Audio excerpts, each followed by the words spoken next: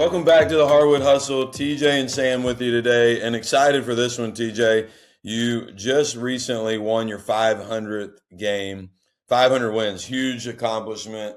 And we're going to talk through some different lessons that's been learned. And we intentionally didn't talk about this before we pressed record so that you could give, feedback and answers to questions with not a lot of thought and just kind of speaking from the heart and from your mind. So first off, congratulations on the 500. Thanks, Sam. I appreciate it. Yeah, and you know this, and coaches listening know this, but I think it's worth stating, which is when you win 500 games, it is a huge accomplishment for the head coach. It's also a huge accomplishment for all the players that were part of that, all the assistant coaches, Aaron, your wife, your family. It's a family affair.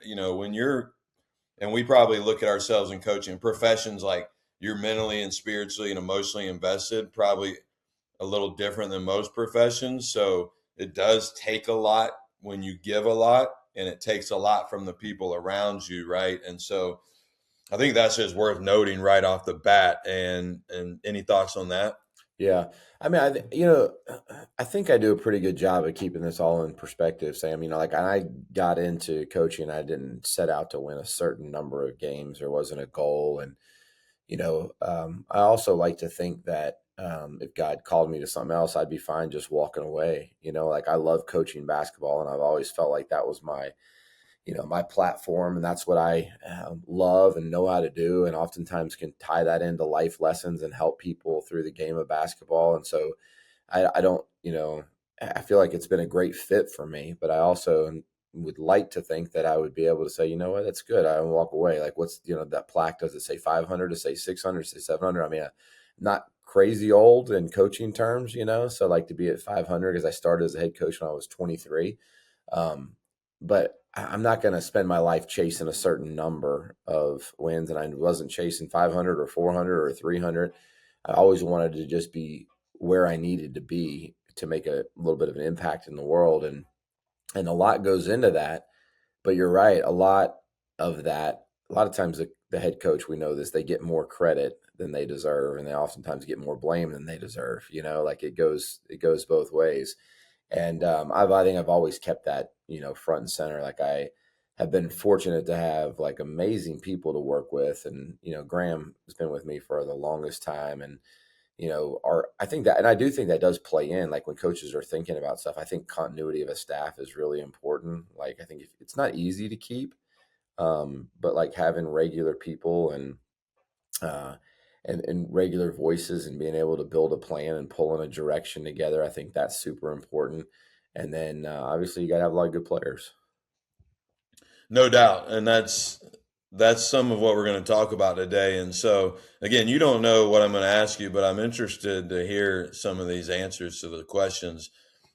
When you think back, this is going to require you to kind of rewind the clock.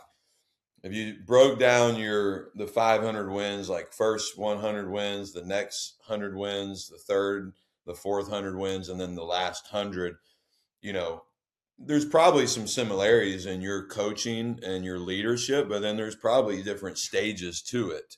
And so when you think about, and let's just say this too, why is that the case? Well, when you first started coaching, TJ, you didn't have any kids. You weren't married actually in your first head coaching job. So like you've not only, won these games, but you've gotten married, you've added kids, you've had different life experiences. That all changes and morphs and helps form who we are, right? I think that very much is true. So let's rewind the clock to those first 100 wins. What comes to mind for you, the type of coach and leader you are? And, obviously we always want this material or what we share to relate to coaches. What can they learn? How, they're listening and investing time into our podcast. So like, what would you tell that maybe would help other coaches? Well, I think there's a lot of things that go into it. Like I think about the things that have been consistent over the 500 wins and the things that have changed over the 500 wins. And like I actually hadn't thought about it until you asked, but there's a lot of them.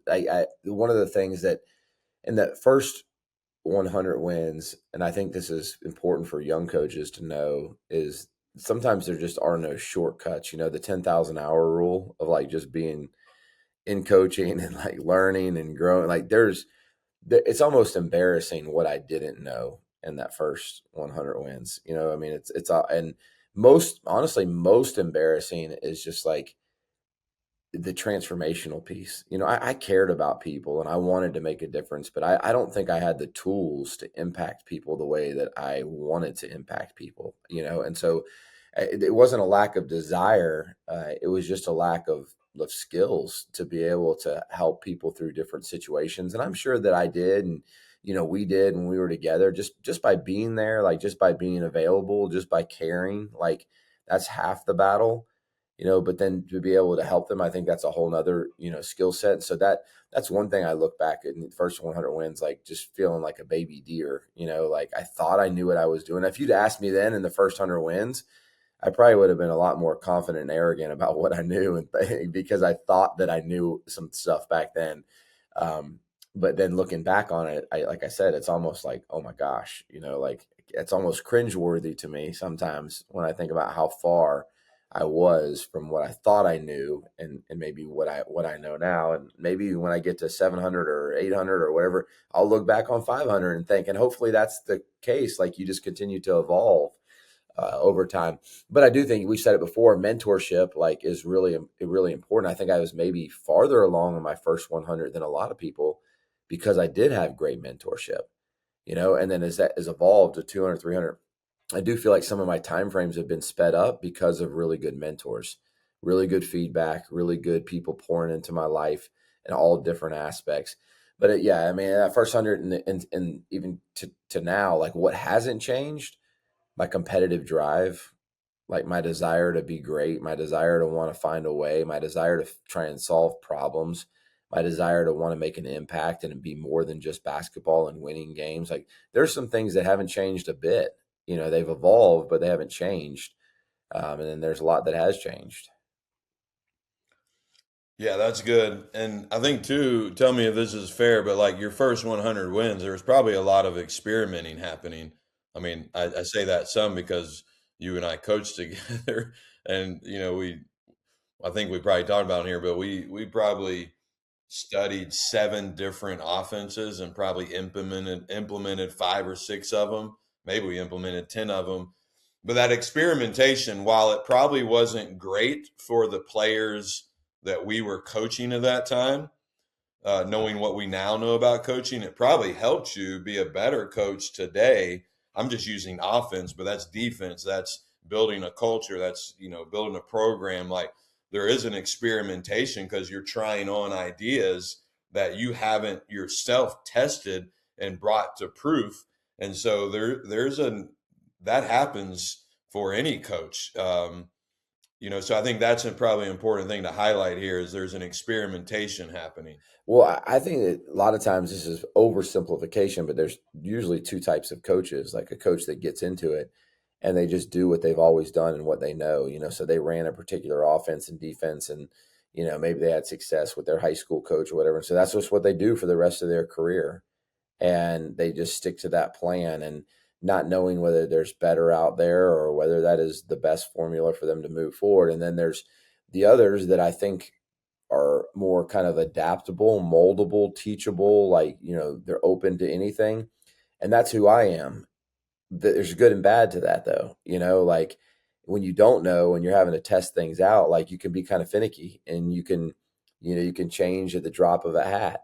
And that was where it didn't serve me probably well in the first 100 wins, but honestly has probably served me well over my career because I'm not as finicky. I don't move as much. I'm not as much likely to change at the drop of a hat, but I'm also flexible and adaptable. The game changes, players change, you have different personnel, and this doesn't fit that. And so I think that while that was a bit of a struggle in my first 100, it's actually something that served me well in the last 100, 400, 500, or 300, 400, or whatever, because we have been willing to adapt and recognize that every team is different. And if you watch us over the years, there's a lot of years that we would have a lot of different looks in our program than the prior year or the prior 4 years or whatever it might be. But there would also be some consistencies too, like And I don't know the right formula, but about 50% of what we do is this is who we are.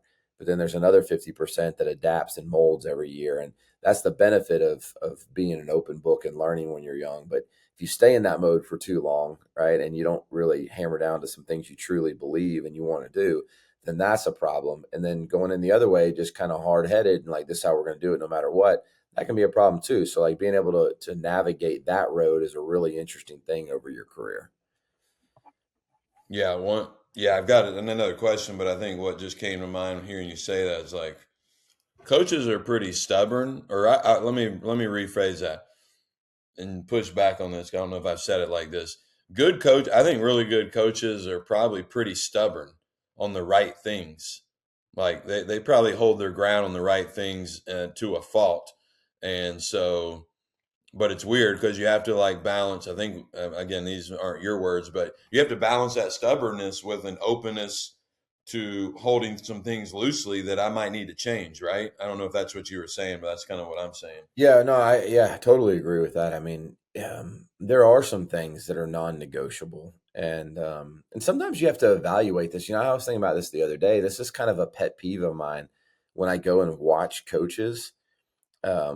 Is I watch different high school teams and different whatever, and it's like you can almost tell within watching one game like what matters the most to that coach, right? Like, and even if it's not something so good, and they're not able to get over that, and I think an example is, you know, like a coach might be like, there's some non-negotiables I think are great. So for us, like, I don't really get pissed off unless one of two things happens: attitude or effort.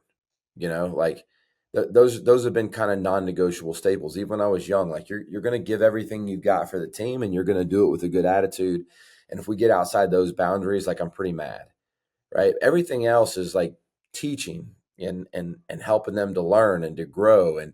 And so I've tried to stay with that, but I go in sometimes and, you know, you have players over the course of your career, and some are going to be smarter than others. You know what I mean? Some are going to execute better than others. Some are going to remember, you know, the plays better, and some are not going to remember the plays. Some are going to shoot well, some are not going to shoot well. Some of them are going to be really good box out players, but they're not going to rebound outside of their area very well.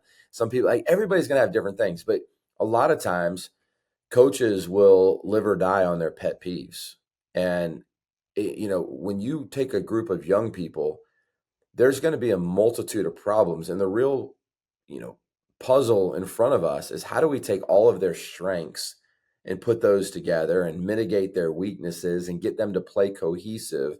And we do that. And I see a lot of coaches fall on this sword where it's like, if your pet peeve is, you know, you got to rebound the ball at a high level, you know, and a player can't really rebound outside their area, but they can box out really well and they can win their matchup 1-0. Okay, how do I work with that? Or if another player comes in there and they're really gifted and talented and they play well, but they don't remember things very well. Okay, well, how do I get them in our system and try and mitigate the things that they have to remember, but still bring out their talents and their abilities?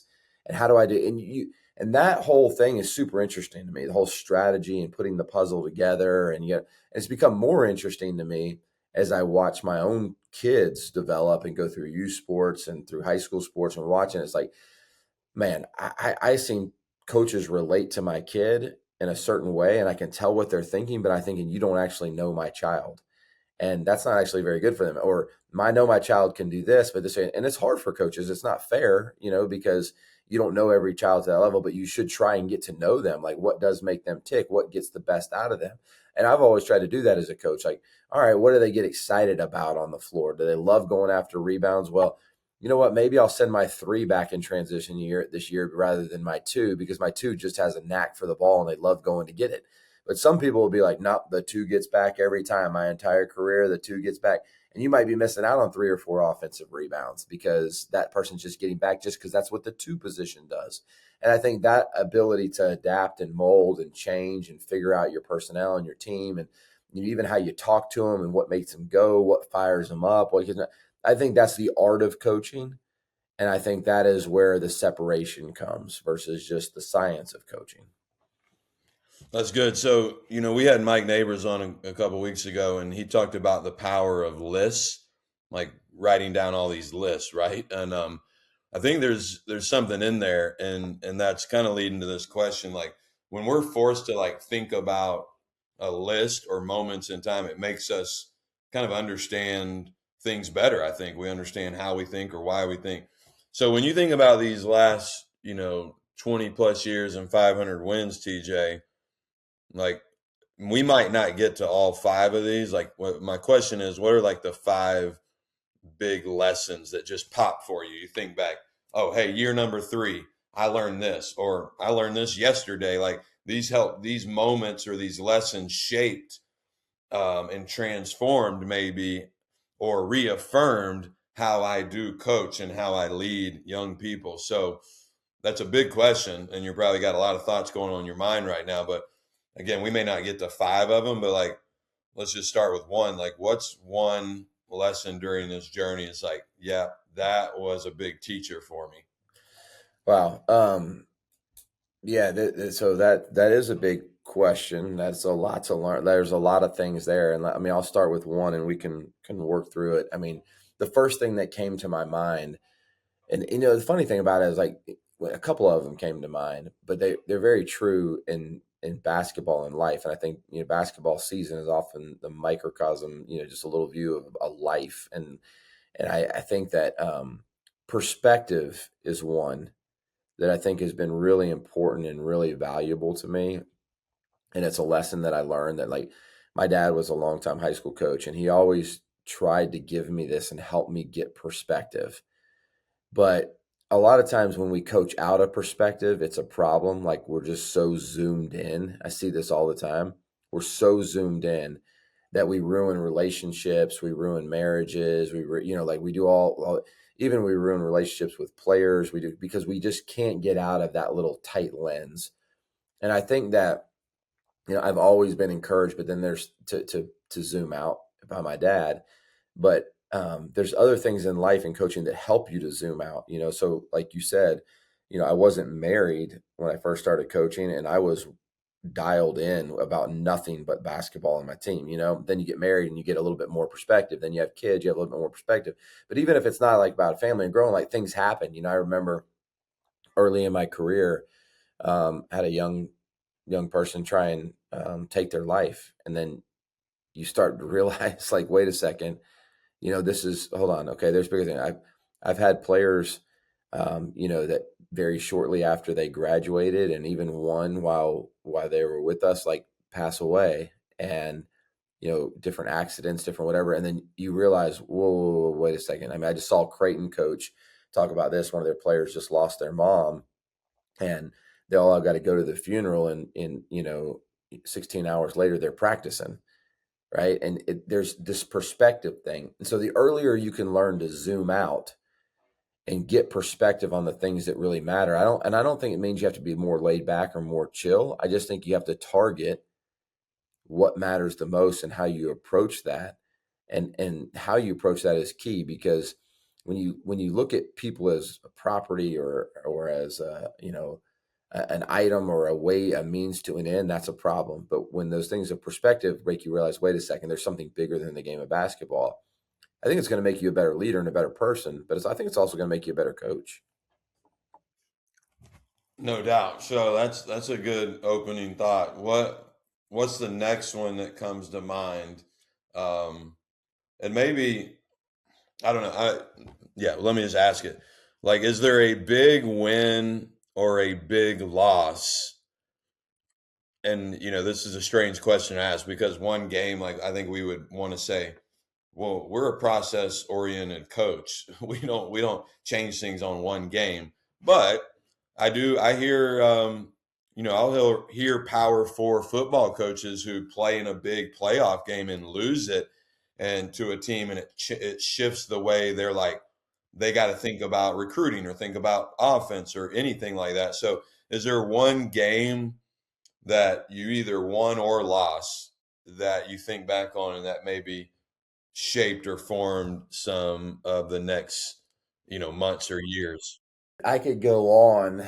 Um, like story after story. I mean, I'll give you the fast version of probably 10 of them, like, so, I remember my first year, we were 6-26, and it was the only losing season that we had. And that was my first year. All the parents loved me. And then the next year, we end up winning like 21 games. And after the 21st win, I had some parents ready to attack me in the hallway because the same girls that played in the first, season didn't play much the next season because we recruited different players. And they loved me in year one and wanted to beat me in year two, literally. You know what I mean? And it was like, whoa, this is eye opening to me because I had a great relationship with the kids. It was nothing on the kids, but that was like an eye opening experience. So that last, game of that season, which felt like, wow, we went from 6 wins to 21 or something like that. Like I thought I thought, well, this is all going to be just great.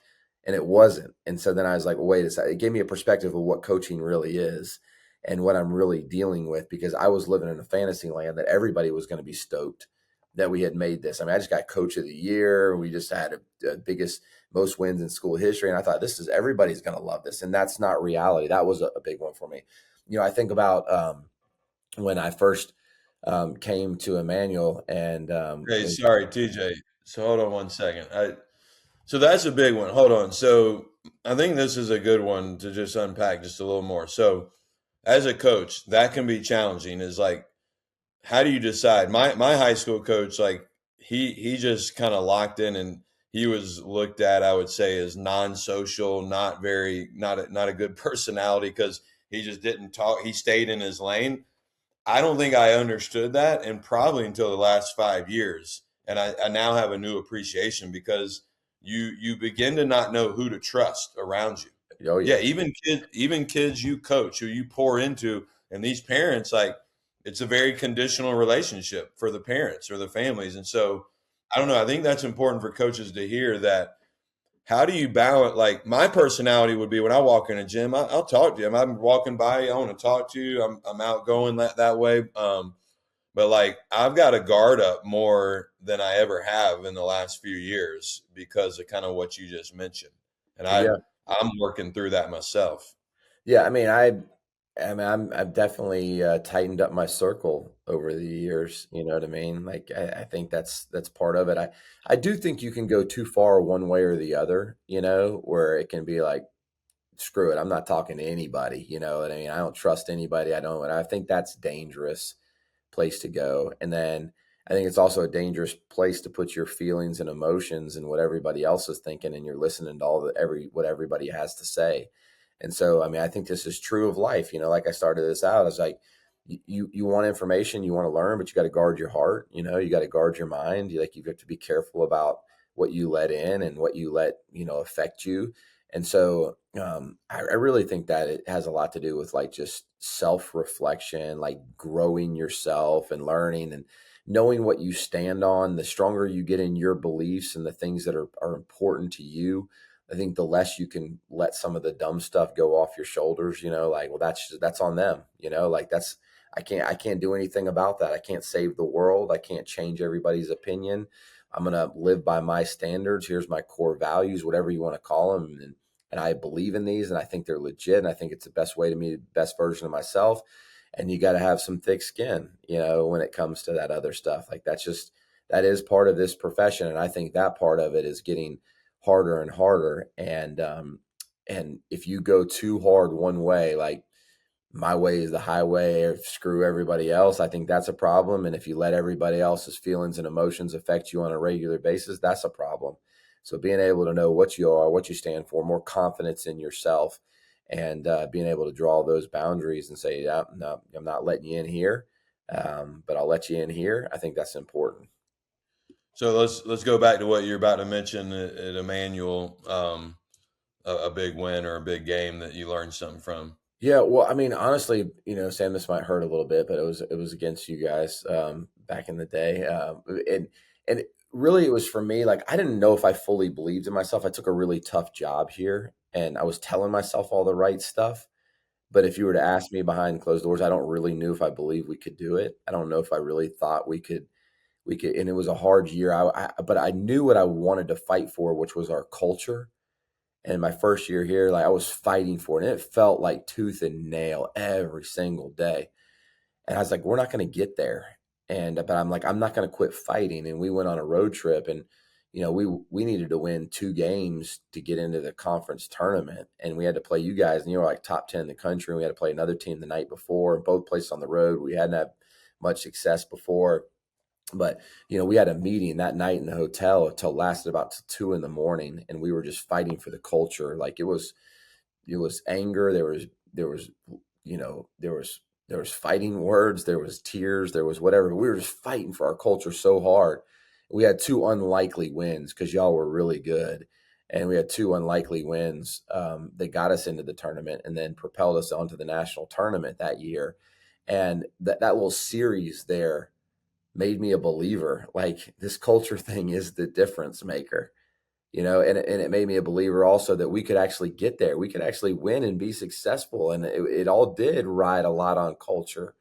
And then it made me a little bit of a believer. Like I thought I would have preached that I believed in the things that I thought were most important, but I hadn't seen them actually work out yet. And so I was fighting myself every day. And then when all of a sudden it happened, and I saw a culture shift, and I saw the mindset and shift, and I saw what it could do. That was really big for me. Is knowing what I put on paper that I believed in actually coming to life and being real was big. And so it was like a series of 3 or 4 games in there that Yeah. made me a believer. That reminds me, I got a call a couple of days ago from one of our PGC coaching members here in Georgia, actually, and they were preparing for the next region tournament game, and he was wanting to bounce some ideas off me from like a scouting standpoint of defense and offense.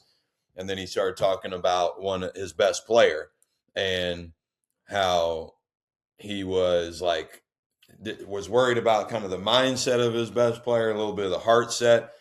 And the reality was, after we were talking through it, that I think he came to is like the most important decision that he was about to make over these next couple of days in terms of prepping for this next game was actually going to be this hour-long conversation at lunch with his best player, because that was as or more important than any X and O decision that he was going to make, which is kind of what you're saying, right? Is like, we could go on the practice floor and practice and do the drills and all that, but like if my players and my team's hearts aren't behind it, like we're just kind of checking a box. And sometimes the best decision we can make is cancel practice, go in a room, have some real conversation, or hey, cancel practice, come over to the house and cook hamburgers. That could be it too, right? Like, and you never know as a coach for sure if you're making the right decision, but you gotta think through it and let your heart and your mind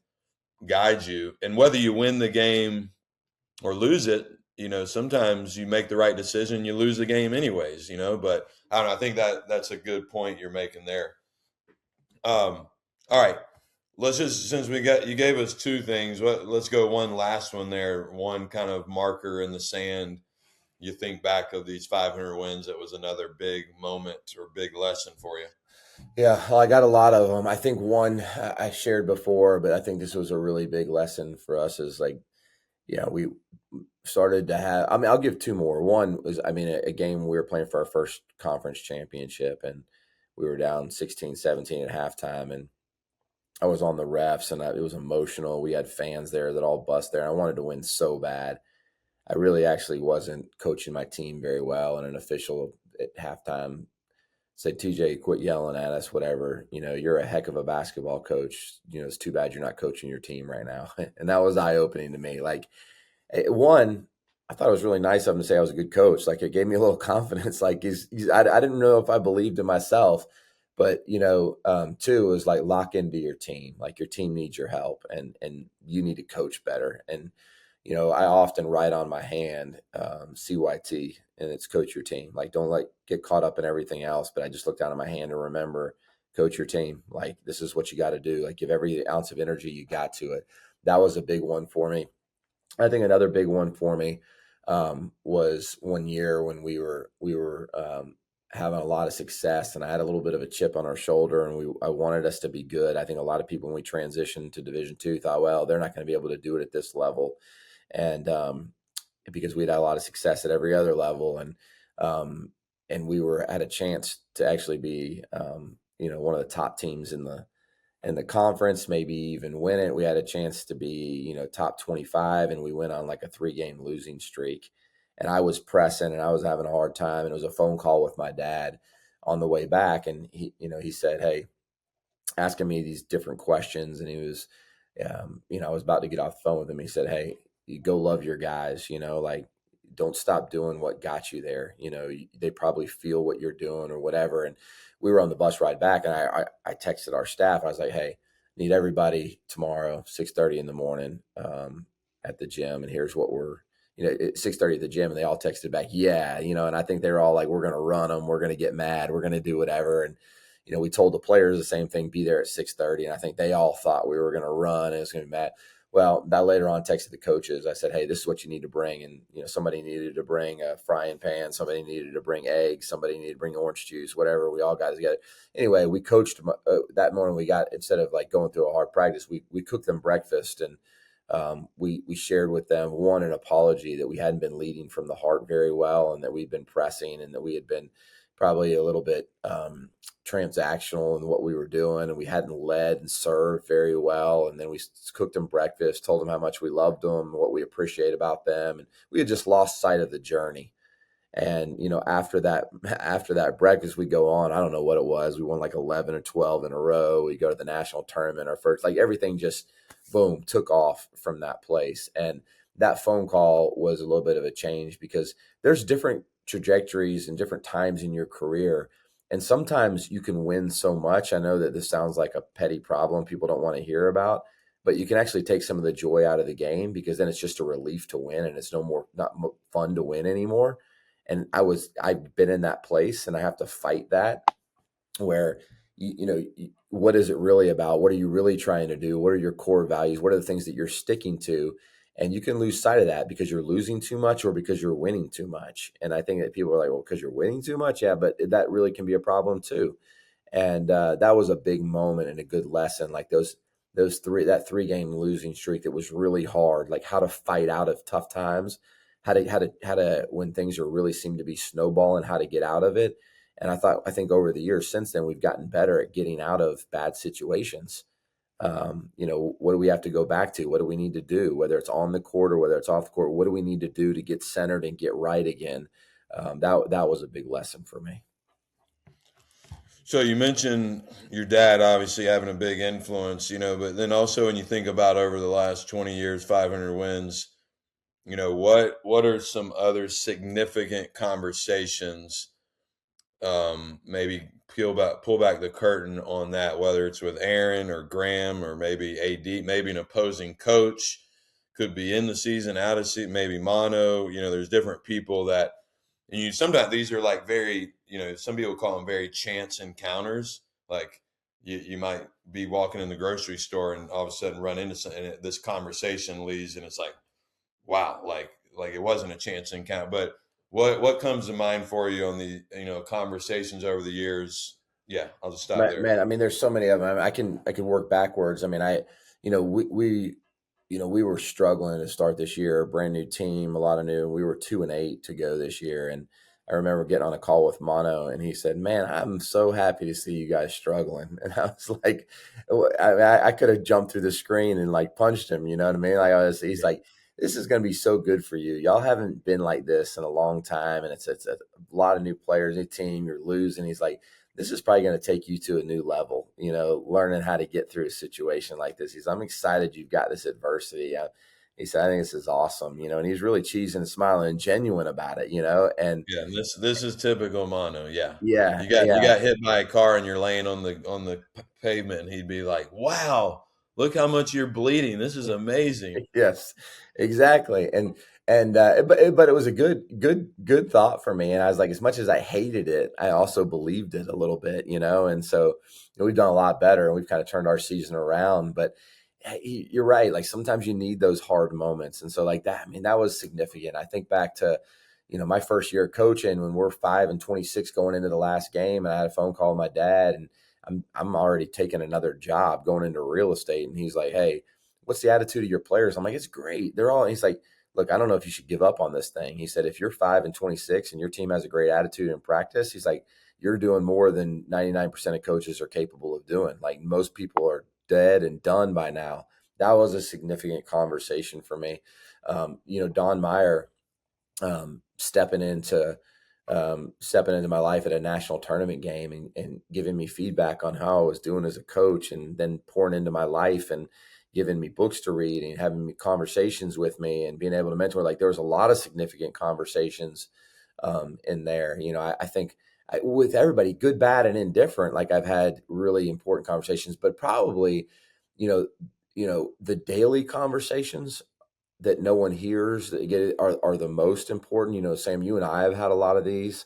Graham and I have had a lot of these. Me and my wife have had a lot of these because, it's so easy to get off track. And there's some big conversations that change some big thinking.